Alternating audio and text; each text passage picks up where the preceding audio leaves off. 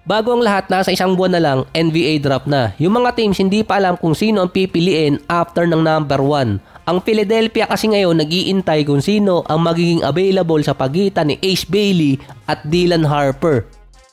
Kahit ngayon kasi yung Philadelphia hindi pa set kay Ace Bailey kung sakaling maging available siya sa number 3. Nilagay kasi ngayon sa mga rumors na iti-trade ng Philadelphia yung number 3 pick kapalit sa pagitan ni Kevin Durant or kaya ni Lauri Markkanen. Meron na di umanong trade discussion na si Paul George iti-trade paalis ng Sixers kasama yung number 3 pick para magkaroon ng win now situation dahil kay Joel Embiid. Aggressive si Daryl Morey na makakuha ng isang win now situation player dahil nga nagiging prone na sa injury si Embiid. Sa pagitan ni KD at ni Markkanen, mas appealing di umanong kunin si Markkanen kumpara kay KD dahil mas bata. Mas mababa ng konti yung kontrata, initial reset para sa Sixers. Kung win now situation, malaking risk si Markkanen dahil injury prone din siya. Nasa 3 taon pa ang kontrata, hindi pa nga nakakaabot ng 70 games sa isang season. Pangalawa, siya yung best player sa isang worst team.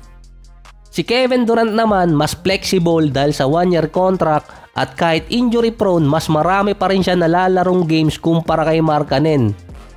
Siya din yung matatag na best player sa isang best team. Magkaiba yon kumpara kay Markkanen. Sa dalawang teams din, mas magkakaroon ng interest ang Suns dahil sa number 3 pick. At least may kapalit si KD, si Pad Caspi, si Paul George.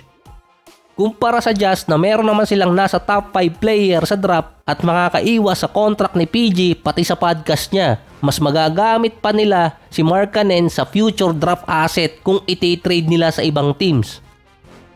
Dahil next year, meron pang isang draft class na halos katulad lang din ng 2025.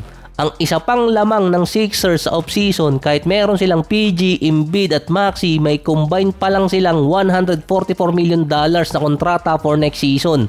Meron pa silang 18 million sa first tax apron at 30 million sa second tax apron.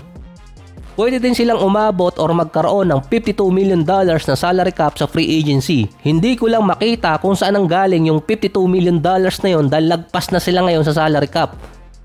Sa ngayon, merong 4 na players ang may guaranteed contract sa Sixers. Hindi kasama yung merong player option, club option at restricted free agent. Ang pang-4 na player na nakaguaranteed sa lineup ngayon ng Sixers, si Jared McCain. So ito nakita ko lang dahil kay Paul George. Si Austin Reeves nasa circulation ng trade. Base sa report, iti-trade nila si Austin Reeves kung top tier player ang magiging kapalit. Ang Lakers walang pick sa first round ngayon dahil napunta ng Atlanta na tinrade ng Pelicans. Ito yung part ng Anthony Davis trade dati pa. Meron naman ang Lakers sa second round na number 55. Baka kunin nila ulit si Bronny ng pangalawang beses. Meron trade idea na si PG at yung number 3 pick kapalit ni Austin Reeves, Dalton Knecht, Hachimura at Finney Smith. Kung hindi ba naman nasisiraan ang gagawa nun? Saka anong gagawin nitong si Paul George sa LA? Magpapadcast silang dalawa ni JJ Redick. Injury prone na rin kasi siya kumpara sa 3 impact player na gagamitin kapalit niya. Based pa sa mga report na yon, ang hinahanap na player ng Lakers na kapalit ni Austin Reeves, yung mala Jalen Bronson na player, mag-a-average ng 20 points pataas at mid-tier contract. Parang si Austin Reeves na rin yung hinahanap nila. Ang isa pang trade idea doon na meron din naman ako nakikita mga report nito, makikipag-trade sila sa Miami kapalit ni Wiggins at ni Kelly Ware, isang defensive small forward na may kasama ng package na isang potential young big man.